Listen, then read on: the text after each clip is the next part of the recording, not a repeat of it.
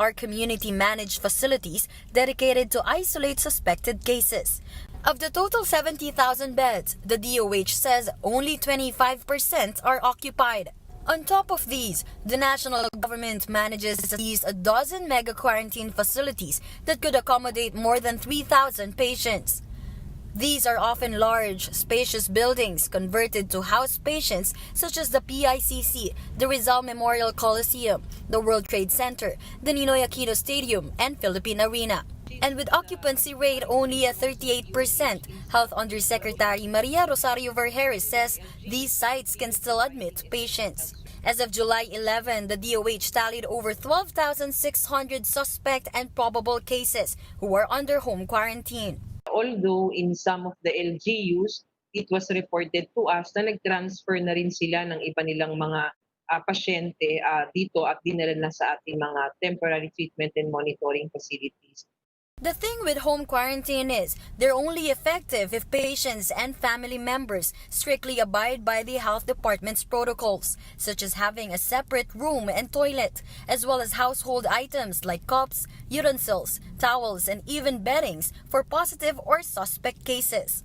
Healthcare workers also need to regularly check in on these patients, preferably daily home visits. If conditions are not followed, Vergeres said that it's better for patients to stay in government health facilities. Ngayon, kung hindi rin naman mako-comply with yan, hindi na dapat tayo mag-home quarantine, doon na lang tayo sa temporary treatment and monitoring facility.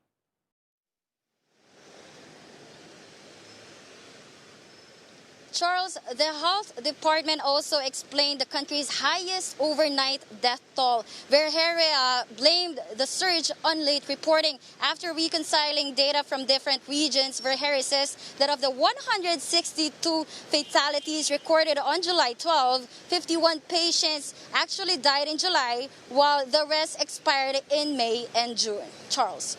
All right, thanks for that. That was Marian Enriquez reporting live from Mandaluyong. 3 major hospitals in Metro Manila declare that they have reached full capacity for COVID-19 cases. Makati Medical Center said that its COVID-19 zones, that's the regular wards, critical care units, and the emergency room, have reached the threshold. It added that it has augmented its physical and manpower resources to meet demand. St. Luke's Medical Center in Quezon City and Bonifacio Global City, meanwhile, have reached their capacities for intensive care beds allotted for COVID patients. Hospital management urges the public to bring critically ill COVID-19 suspects to other facilities. COVID-19 cases in the country breached the 57,000 mark, with over 600 infections today. Nearly 750 of those are fresh, while some 80 were reported late. Active cases now stand at over 35,000, and the DOH also reported 65 new deaths, bringing the death toll to nearly 1,600. More than 4,000 new recoveries over the past 24 hours. There are now over 20,000 Filipinos who have gotten better from COVID-19. Just hours before that update, the DOH reported over 2,000 cases, with record high deaths for Sunday, July 12. Undersecretary Maria Rosario Vergeres says the number may continue to increase as a result of the agency's data reconciliation efforts. Magandang balita po na napapabuti na natin ang pagkolekta ng tama at mabilis na datos mula po sa ating mga laboratorio, sa ating mga ospital at sa ating mga local government units para agad tayong makapag-aksyon sa mga nakikita nating trends. 3 more government officials have been appointed as the country's czars against COVID-19. Joining testing czar Vince Dizon is new isolation czar Mark Villar of the Public Works Department, who said his agency is building 50 new quarantine facilities in the provinces to add to the 129 existing regional evacuation centers. Then there's Health Undersecretary Bong Vega, the newly minted treatment czar. His goal is to push hospitals, particularly state-run facilities, to cater to more patients, especially when infections surge in a specific area. Finally, Baguio City Mayor and now tracing czar Benjamin Magalong is eyeing radical changes to current contact tracing protocols. He said contact tracers with medical backgrounds are still preferred, but retired investigators and intelligence officers might be asked to join the fray. We're talking about the interviewers because this will be composed of PNP investigators at health workers. Unang-una, partnership po to. Kailangan din po natin ng doctors, kailangan po natin ng nurses, kailangan po din natin ng mga retired investigators o law enforcement investigators. Probably kung talagang kulang na ho tayo, kailangan ho natin kumuha ng mga dating mga criminologists. Pwede rin ho natin kunin yung mga retired na intelligence personnel. Ang pinaka-importante po rito na qualification is meron kahit paano pong tinatawag nating investigative mindset. National Police Chief Archie Gamboa orders some 300 new cadets of the PNP's academy to be isolated and to undergo RT-PCR testing after two of their colleagues from the class of 2024 died last week. While initial findings point to heat stroke as the cause of the recent deaths, the batch's activities were still suspended as officials now look into the institution's protocols. The country's top cop has also ordered a review of the academy's current program to prevent fatal injuries. Ayokong isantabi na possibility na may mga infection sa training camps, no, because of other experiences abroad. Kasi siyempre, magkakasama sila, pag nagsasagot, sumisigaw, di ba? Siyempre, lumilipad yung ano. Tapos, we also have to revisit also the kind of PPEs, at least basic PPEs mask that are being issued to, especially yung trainings. Kasi yung trainees kasi, palagi silang pinapawisan, di ba? So yung proximity ng infection malaki, they stay in the same barracks, although homogeneous sila mismo, but there's a possibility rin na pag na-infect ang isa, maramihan ng infection. No? So we're trying to review first certain protocols.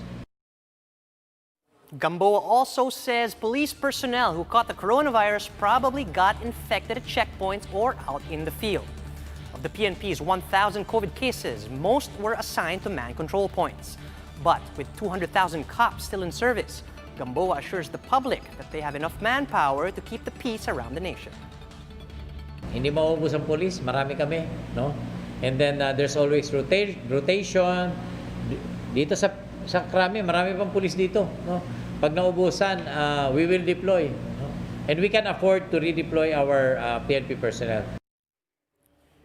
We'll pause for a quick break. One News Now will be right back. Keep it here.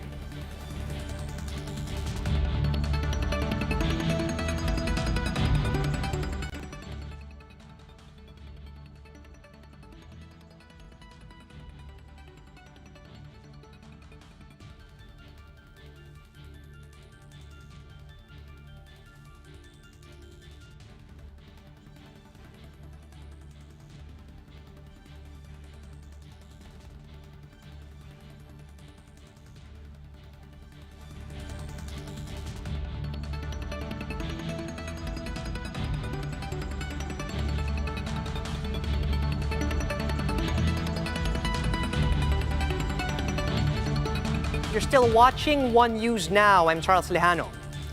The MRT has resumed partial operations today, but some passengers are still hesitant to ride the trains and opted to take the bus instead. To tell us why, we have JC Cosico reporting live from Mandaluyong. JC, what's the situation like for commuters today?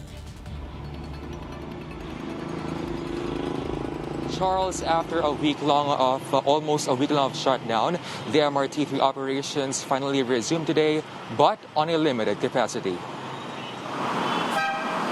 Trains of the MRT3 are now up and running after rail operations were halted for 6 days, following some 300 MRT employees testing positive for COVID-19. But with over 2,000 depot and station personnel testing negative for the virus, the rail line now has enough manpower to resume operations. But that has been slashed to 13 train sets, compared to the usual 16 train sets. For additional health protocols, MRT staff are required to wear PPEs, and train coaches are regularly disinfected. Apart from filling up health declaration forms for contact tracing, passengers are prohibited from talking or answering mobile phones while inside the train. Kung text yan, pwede naman po. Kung tawag, kung hindi rin lang po importante, edi after na ng pagbaba ng train, saka na lang po natin gawin. Lorna Chavez, who works as a free account officer in Makati, opted to ride the train to work this morning instead of the augmented buses plying EDSA. She said taking the train is still more convenient despite the growing number of COVID cases among its personnel. Mag-iingat naman, saka lagi mag-alcohol, wag na lang hawak sa mga metal, okay lang din. Ang hirap ng augmented bus. Kasi Buendia ako tapos ang babaan lang Ayala. 90 buses are deployed under the MRT3 bus augmentation service, but they may only drop and pick up passengers at predetermined bus stops. Generally speaking though, more passengers opted to ride the bus today. In fact, the resumption of MRT3 operations hardly saw any passengers lining up, especially at the Taft station in Pasay this morning. Mas mabilis kasi kapag nakabas kesa pag mahaba ang pila. Tsaka kaka-resume lang ata nila after ng shutdown. So, magbabas na lang. I prefer na lang ng bus.